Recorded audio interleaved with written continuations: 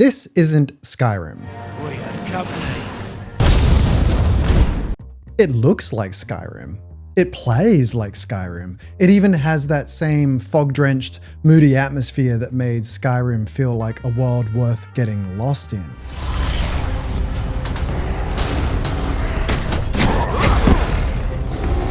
But for all that, it's still not Skyrim. It's Tainted Grail, the Fall of Avalon, an RPG made by a small indie team, and somehow it captures that same epic feeling with a fraction of the budget, the resources, and the manpower. So how is that possible? How does a small studio make a game that feels like it belongs next to the giants? Well, let's break that down, because Tainted Grail isn't doing more, it's doing smarter. And the systems behind it tell us a lot about how thoughtful design can let small teams build games that feel massive.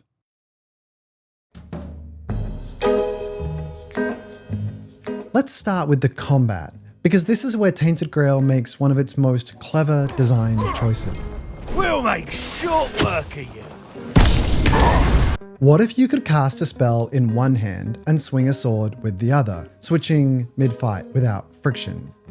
That sounds a lot like Skyrim, but Tainted Grail takes it further. Instead of locking players into rigid archetypes, the game gives you 4 fully customizable loadouts that you can swap between in real time. You want to run sword and board, switch to a pair of daggers, then launch into a fireball barrage? You can. Melee, ranged, magic, any combination, at any time. But the real magic here isn't the flexibility, it's the system underneath.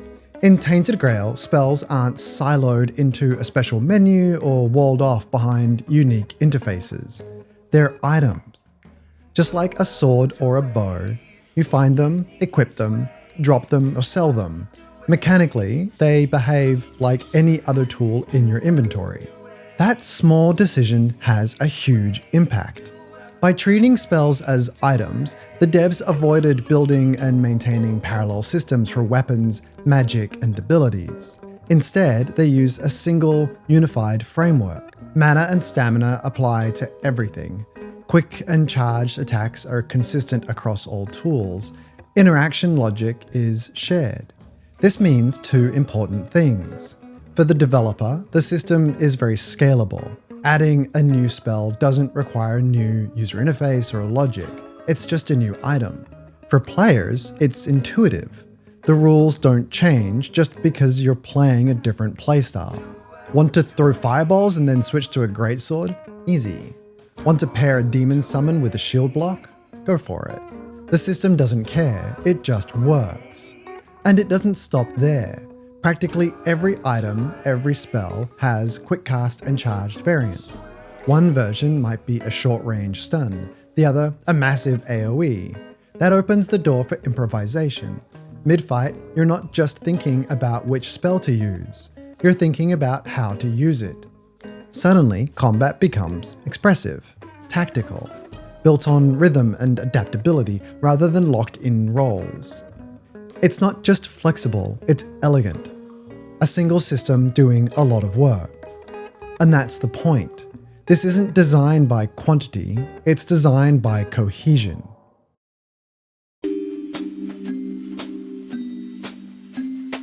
You head toward a bandit camp you spotted earlier in the day. Just a few tents, some half-buried loot, a patrol or 2, easily manageable. But then night falls, and everything changes. Enemies grow stronger. The air turns cold. The weirdness, the game's ever-creeping cosmic horror, floods the world. The same path you walked safely before, now it's full of fast-moving, hard-hitting monsters. Every torch becomes a tactical resource, every potion a potential lifeline. This isn't just mood setting, it's a mechanical shift.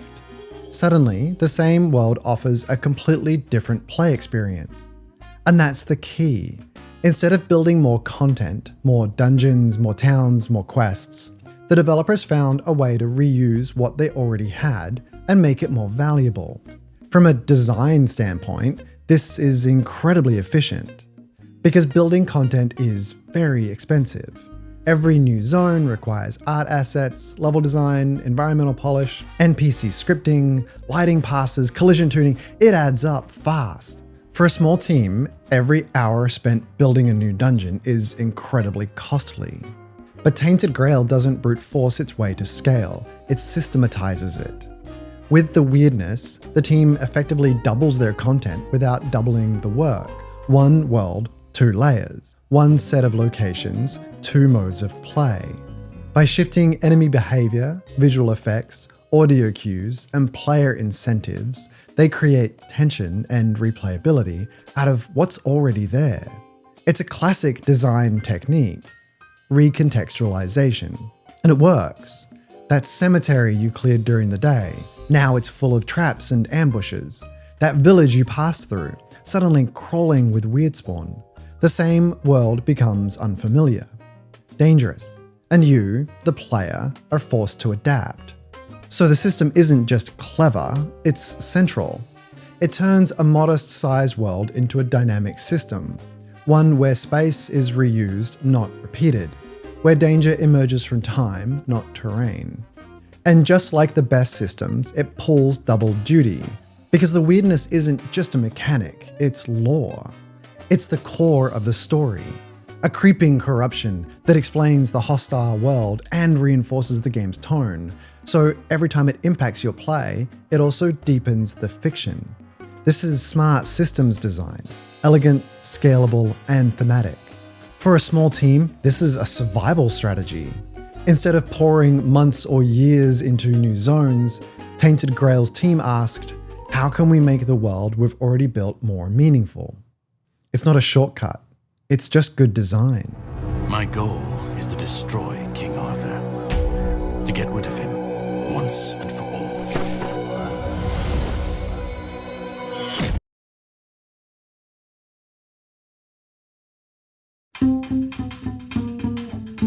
Most RPGs want you to feel overwhelmed from the moment you open the map. Square kilometers of terrain, dozens of regions, a breadcrumb trail of icons stretching to the horizon. Tainted Grail doesn't do that. It doesn't care how big the world is, it cares how much it does. Each island is quite small. You can walk from one end to the other in a few minutes. But that's the trick. Almost every inch is doing something. A chapel with faction NPCs, a ruin filled with moral choices, a cemetery full of skeletons and necromancers holding keys to the quest's progress. None of it is filler. It's hand-placed, handcrafted, and completely deliberate.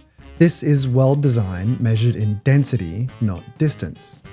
And the secret isn't just the content itself, it's how that content plugs into the game's systems. In Tainted Grail, progression doesn't come from a big level up banner after a story quest. It comes from the little things. Swing a sword, your melee improves. Craft a potion, your alchemy levels up. Leap over a rock, well, that's advancement too. Everything you do pushes something forward, not just in your inventory, but in your build. And that turns a small space into a living loop. You explore a tomb, you gather ingredients, you fight through the weird spawn, you cook food, you rest, you level up. That's the feedback cycle. That's what makes the world feel alive. Not because it's huge, but because it's always responding. It's not just explore, reward. It's engage, improve. There's no checklist, no breadcrumb trail, just friction and payoff tied tightly together. And that's important because handcrafted content is expensive. Every dungeon takes time. Every side quest needs narrative, scripting, testing. For a small team, building a massive map full of bespoke quests just isn't sustainable. But with smart systems behind the scenes, you kinda don't need to. Because the moment-to-moment gameplay amplifies the authored content. The systems make each fight, each decision, each fork in the road matter, without having to brute force the scale. Even the side quests are smarter than they look. They're not padding. They're moral problems, trade-offs, reputation shifts. They ripple outward. In a smaller world like this, consequences have more weight, because you're going to run into them again, probably soon. So instead of building outward, Tainted Grail built deep. Every part of the world connects. Every mechanic feeds another. It's a world designed around friction, consequence, and player expression, not just distance traveled. And that's what makes it smart. It doesn't try to feel big by stretching the map. It feels big because every inch matters. Because the density of content and the interlocking systems give weight to every step you take. That's not just good world building, that's good systems design.